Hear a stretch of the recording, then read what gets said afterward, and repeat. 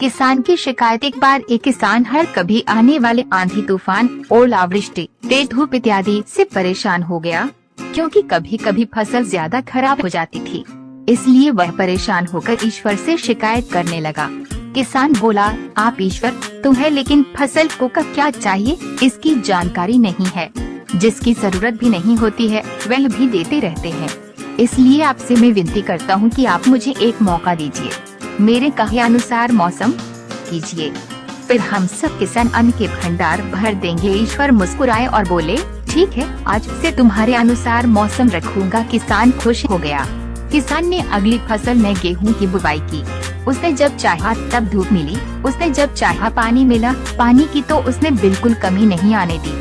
आंधी, बाढ़ और तेज धूप तो उसने आने ही नहीं दी। समय बीतने पर फसल बड़ी हुई। किसान भी बहुत खुश हुआ कि इस बार शानदार फसल दिख रही है। किसान ने मन ही मन सोचा कि ईश्वर को अब पता चलेगा कि अच्छी फसल के लिए क्या क्या जरूरी है। फालतू में ही किसान को परेशान करते रहते हैं। किसान फसल काटने के लिए खेत पहुंचा। गेहूं के पौधे की बालियों को हाथ लगाया तो उसके पैरों तले जमीन खिसक गई। उसने देखा कि किसी भी पौधे की बालियों में एक भी दाना नहीं था। किसान दुखी हो गया और बोला, हे ईश्वर, ऐसा क्यों हुआ?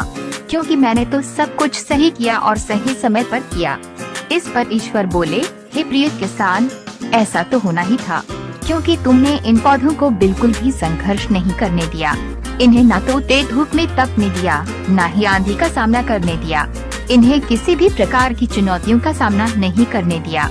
इसलिए बाहर से भले ही अच्छे दिख रहे हो, लेकिन ये अंदर से बिल्कुल खोखले हैं। इनके अंदर कुछ भी दाने नहीं। दोस्तों, ठीक इसी प्रकार जब तक इंसान संघर्ष से नहीं गुजरता है, वह आदमी खोखला रह जाता है। जीवन की चुनौतियाँ ही उसके लिए उन्नति के नए रास्ते खोल देती हैं और आदमी को मजबूत और प्रतिभाशाली बनाती है। इसलिए आपके भी जीवन में मुसीबतें या चुनौतियाँ आए तो घबराना मत। ये आपको बिखेरने के लिए नहीं, निखारने के लिए आई है। दोस्तों, आपको ये कहानी अच्छी लगी तो वीडियो शेयर, सब्सक्राइब करें।